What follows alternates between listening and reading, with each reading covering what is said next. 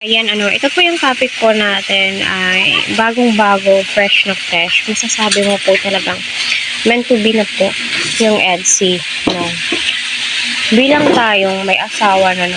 Kapag hinalikan po tayo ng ating mister sa ating forehead, ay iba po yung nararamdaman po natin. Parang ang gaan sa feeling, no? Bilang isang babae.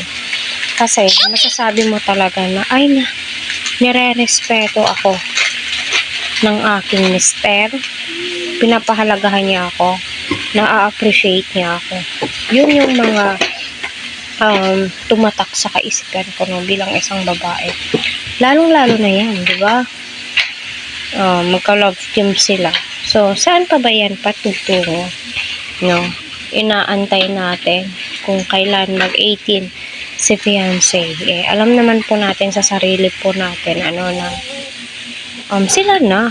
sila na naway ang magkatuluyan. Di na tayo lalayo. Bakit pa ba lalayo po tayo? Andyan na yung EDSI. Kaya patuloy po natin silang suportahan. Wag po natin skip ang kanilang ads.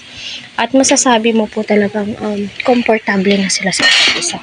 Yung tipong ni Edo, kaya po niyang mag-adjust para kay Fiancé. Si Fiancé, kaya din po niyang mag-adjust para kay Edo. Kumbaga, give and take lang po yan di ba?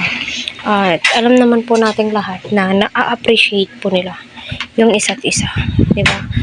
At mahal nila yung isa't isa bilang sila. No, hindi na po dapat na ay ganito ganyan, no.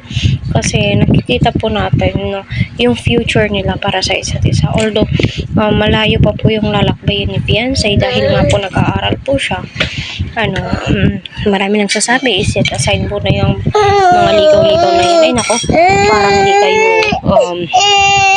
parang di kayo dumaan sa ganyan o hindi nyo naranasan yung mga ganyan, di ba? Kaya go lang po tayo kung saan sila sasaya, di ba?